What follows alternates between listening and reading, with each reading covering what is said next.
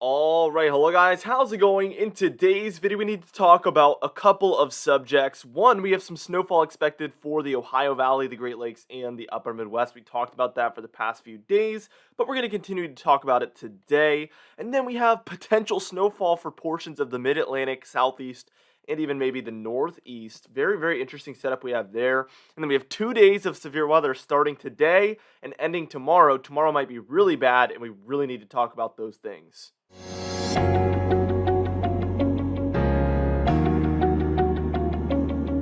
Anyways, before I get into things, be sure to smash that like button, leave a comment down below, and subscribe for more weather-related content. For today's comment of the day, I want to know, so this eastern snowstorm, we're taking a look at this one, but do you think we will have one coming up in the month of January after that one, or do you think this is going to be an anomaly? We're going to go right back to the pattern we were in December. Let me know what your thoughts are on that subject, and I'll be picking one of those for tomorrow's video. Now, let's get straight into this video, and first things first, we're taking a look at our radar imagery here. And as we take a look, we have some lingering storminess actually here in the southeast. This is part of the first severe weather event that moved through. We had a lot of severe weather in this region, mostly wind and hail. We were really spared from the tornadoes. I think there was 2 or 3, and there was much more potential than that, so we really got out of that one in a pretty fortunate situation, really. And that energy has transferred here to the East Coast, and you can see actually offshore the East Coast, a lot of it there. Now, we do have another system, a cold front that is going to develop, and we're going to see this move across. It won't be severe back here, but we are kind of watching these regions over the next 2 days where there could be some significant severe weather. Now, a lot of this storminess here is also going to transfer its way eastward. We're going to see that occur. We have a lot of rainfall down here for the southwest, and we have a lot of snowfall up there for the northwestern corner. But what we're going to see happen is a low pressure system develop, and what they've been doing throughout the past probably month, I would say about most of December, is they've been tracking something like this. And what that ends up doing is really we see a jet stream that looks like this. So we see the warm air shoving its way up here, and you believe it if you live in this region. You know, you know what I'm saying is true because you felt it outside. And then this region has been seeing a lot of that cold air dive down. So the storm goes in between, as you can see. It follows the jet stream. In this track here, it brings a lot of snowfall here sometimes. I think a lot of these regions have seen iffy amounts of snow. It depends on where you're at.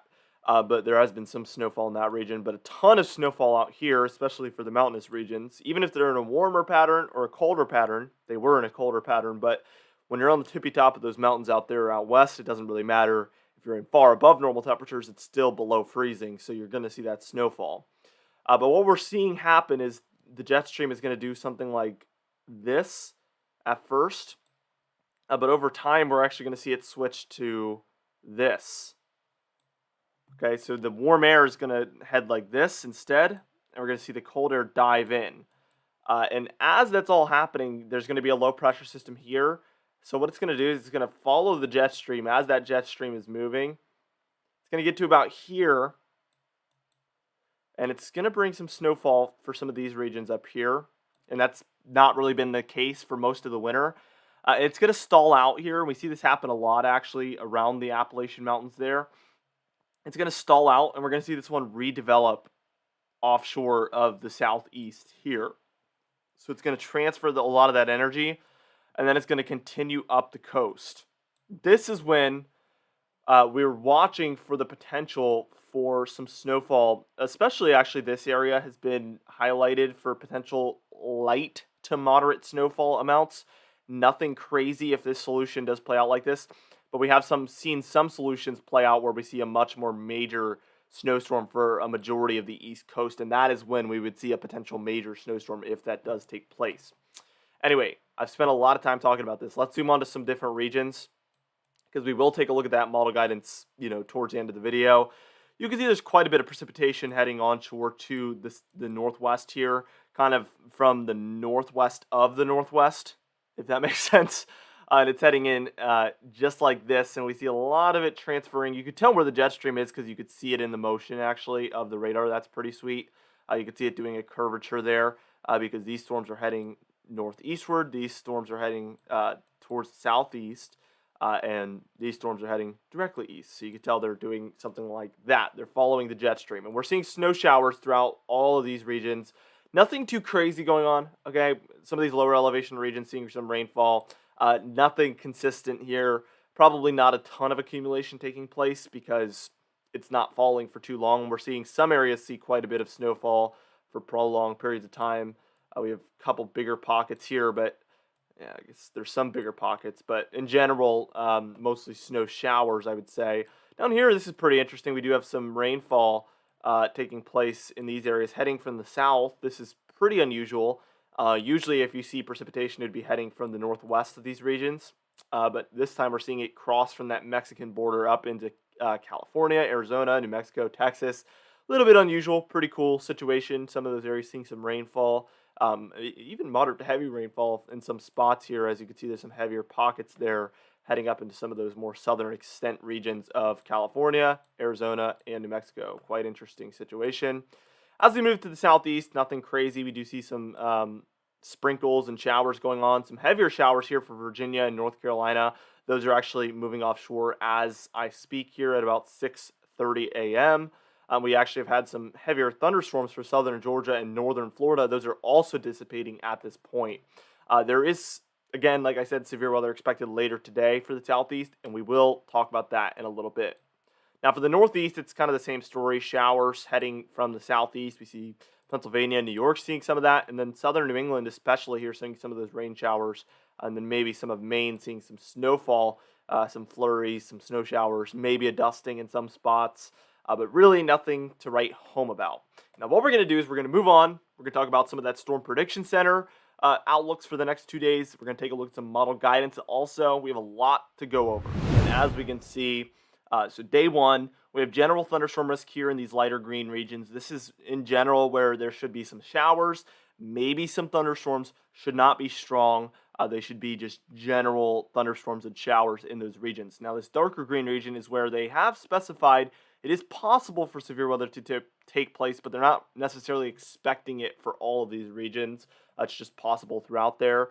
And then this slight risk region is where we expect a little bit more scattered in severe weather to be possible. As this cold front tries to develop in this region and push through, there could be some severe implications taking place within that yellow region, portions of Oklahoma, Arkansas, Mississippi, Tennessee, Kentucky, and a little bit of Missouri also. So the actual risks here, wind, we have a 5% chance within 25 miles of a given location there within the brown, and a 15% chance within 25 miles of a given location there within the yellow for the wind. Hail here, it's a little bit smaller, but generally the same thing, 5% chance there in the brown, 15% chance there within the yellow, all within 25 miles of a given location. And then tornadoes, we have a 2% chance within 25 miles of a given location here in the green, and a 5% chance there in the brown for Oklahoma, Arkansas, Tennessee, Kentucky, and a little bit of Missouri also. Very thin area, but we do expect that to be possible in there. 5% is pretty moderate on the tornado risk, so we will be watching for a few tornadoes to possibly take place today. But let's take a look at the day 2 outlook here. And this is where things get a little bit weirder. So we're taking a look at January 1st. Literally, we're starting out the year on this note. January 1st, 2022.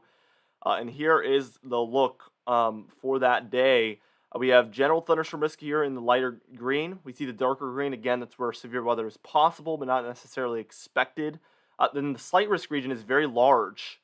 As you can see, spanning over multiple states. Let's count them up. We have Texas, Oklahoma, Arkansas, Louisiana, Mississippi, Alabama, Georgia, North Carolina, Tennessee, Kentucky, and Missouri also involved. So a lot of states. It's 1, 2, 3, 4, 5, 6, 7, 8, 9, 10 different states that we're expecting at least a slight risk. And then we have this enhanced risk. And this is where things get even worse. And yesterday we only had the slight risk, and I mentioned I think this will get upgraded to an enhanced risk. And sure enough, here we are. For this region, we do expect widespread bad severe weather to be possible in there. And at this point, they've left room for even a moderate upgrade. I don't know if it's necessarily likely, but it's definitely a large enhanced risk, and it just seems like the type of day where they might go with that moderate risk for it. So we could go even higher, honestly, over time. Let's take a look at that wind outlook. We have a 5% chance within 25 miles of a given location there within the brown, 15% chance there within the yellow of damaging wind within 25 miles of a given location. And then in this red region, we have a 30% chance of damaging wind within 25 miles of a given location. Let's take a look at that hail outlook, and not surprisingly, we have a lower hail outlook chance here. That's just typical this time of year. Usually, hail is a hot weather, severe weather type. That's what I've always said. So, in these types of events, wind and tornado is usually the wintertime severe weather types. That's just generally what I've come to realize.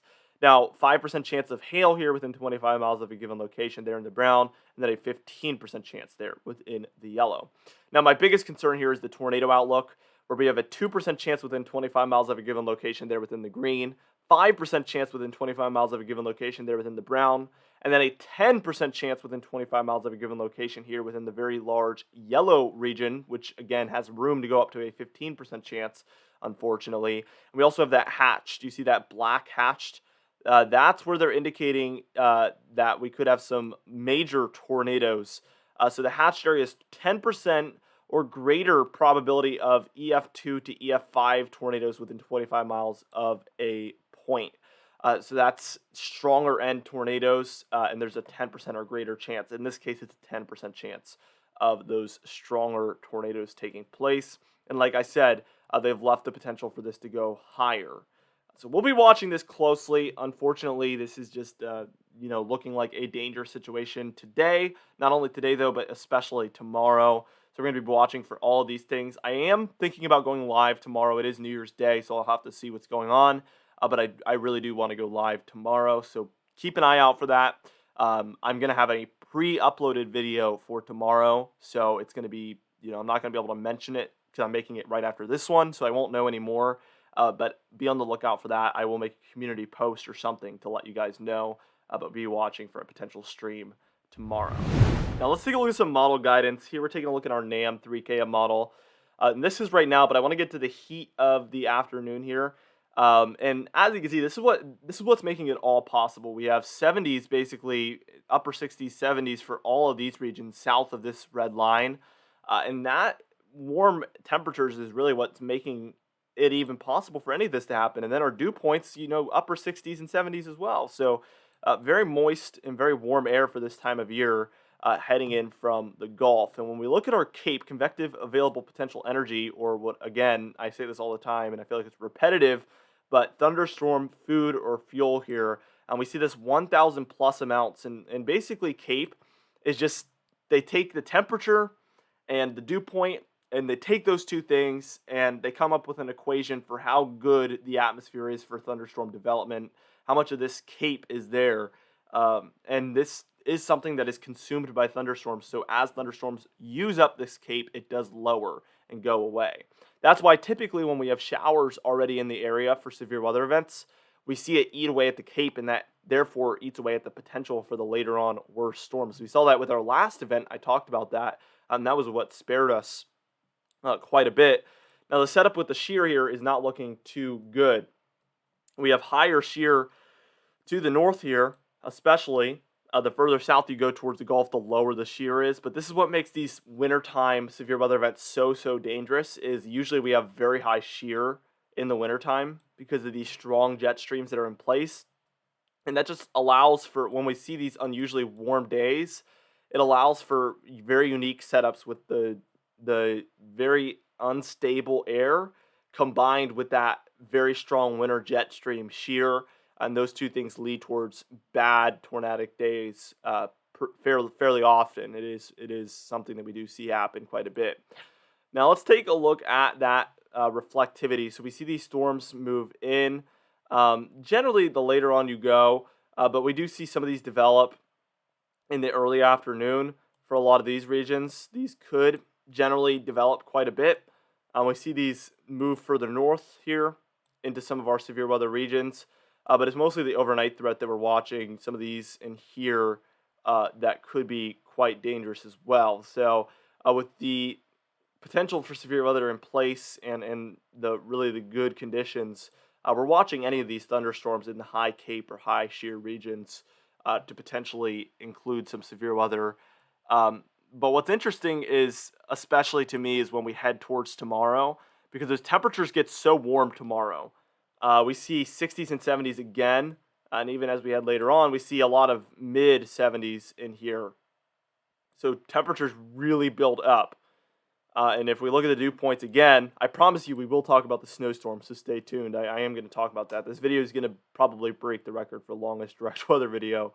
But we have 60s all throughout here. Again, just very good moisture. And then when we look at the Cape, again, it's a combination of those two things. We have 1,000 plus amounts, especially right in front of that cold front. Find the cold front because there's literally no Cape. These storms eat all of it up. Single digits Cape behind the 1,000 amounts. That's the thunderstorms eating it up. And the shear is even higher tomorrow. That's the problem. Look at that. That is maxed out values here if you look at the bottom of the screen. So really not looking good at all. And on the temperatures, we'll move back to simulated radar. You can see this cold front move through. We go from 70s to 40s and 30s and even 20s back there. So very, very sharp cutoff with the temperatures. And as that moves through, that is when we get bad conditions in there. So let's backtrack. Let's just backtrack real quick and take a look at this radar, see what things might look like here tomorrow. I'll actually go with precipitation type because you could see that snowfall starting up here. Let's move this through. Probably some bad storms taking place in here already. That's where a lot of our enhanced risk is. But I think it's here in general. It looks like embedded supercells will be possible along this cold front line. And that's my biggest concern with a lot of that shear there and a lot of the Cape in front of it, is that we could have some embedded supercells along that cold front. But you can tell it's totally just a cold front, a line of storms.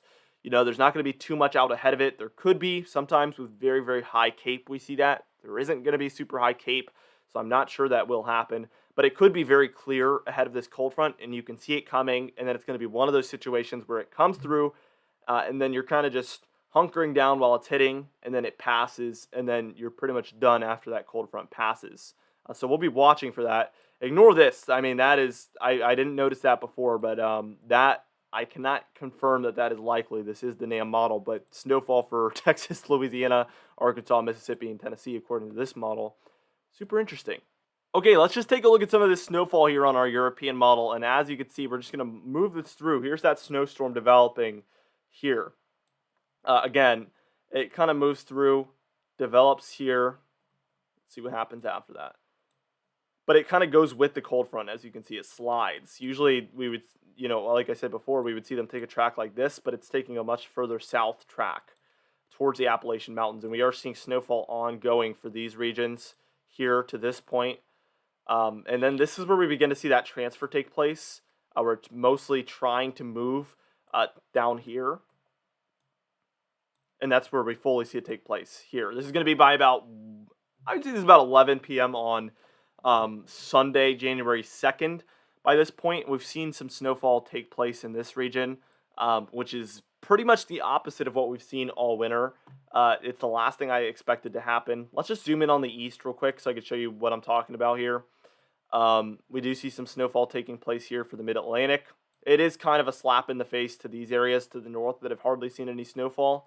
That the first time we get a snowstorm with some potential here, it kind of gives areas that typically do not see as much snowfall some snowfall. But we see a transfer where we see a lot of these areas see some snowfall here.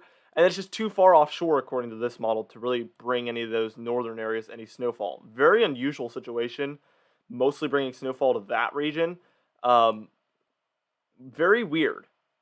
Very weird. So let's take a look first off at the total snowfall here in the central United States.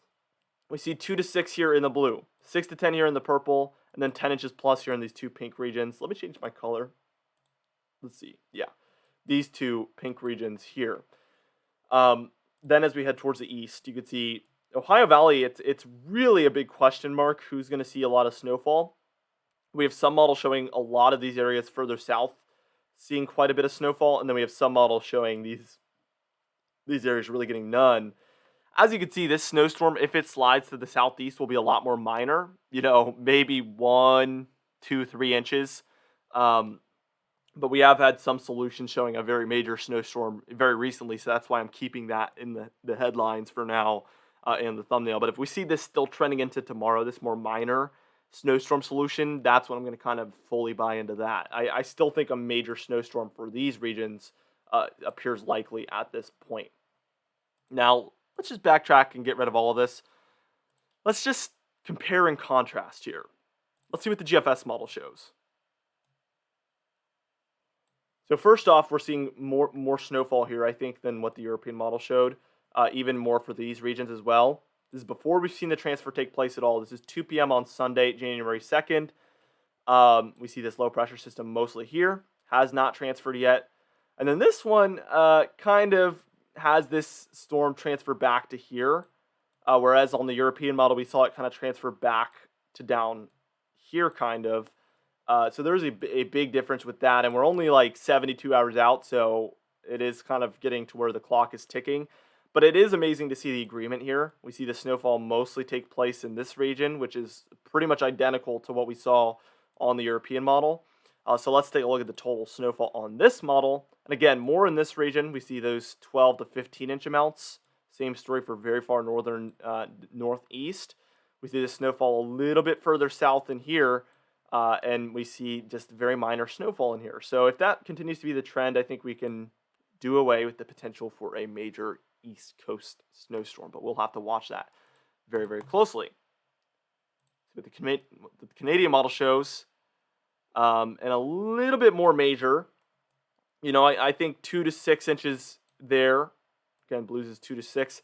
And Tennessee and maybe northern Mississippi and Alabama, you're maybe bordering on what you could maybe call major for those regions, but not quite, I don't think. So we'll be watching this situation closely. Unless this trends back, I think tomorrow, or actually I'm going to be pre-uploading a video, not about this tomorrow, but by the next day we will definitely know if this will go back to looking like a major snowstorm or if it'll pretty much be a lost cause. But regardless, we do expect a major snowstorm for these regions, like I said before. Anyway, for today's confidence tab, we're at a 4 out of 6. Again, we talked about some far-fetched things. We talked about some, very likely things.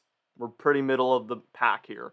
For today's comment of the day, I asked you guys, do you think we will have a major snowstorm in the eastern United States? And James Marr said, I think the storm looks too suppressed to the south to cause any major snowstorm or any snowfall for the East Coast, and will mainly stay rain for the mid-Atlantic and southeast. And that's what it looks like. It looks like one of those deals where it stays rain for quite a while and then switches over to snow. And it's about, can that snow begin to stick, or does it just keep on melting as it hits? That's a big, big question mark with this one as well.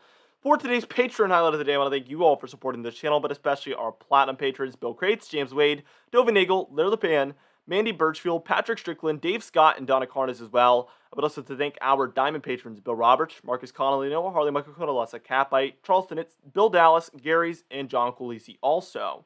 I would also like to thank our channel members, Catbite, Stephen Fan, and Jeremy Cox as well.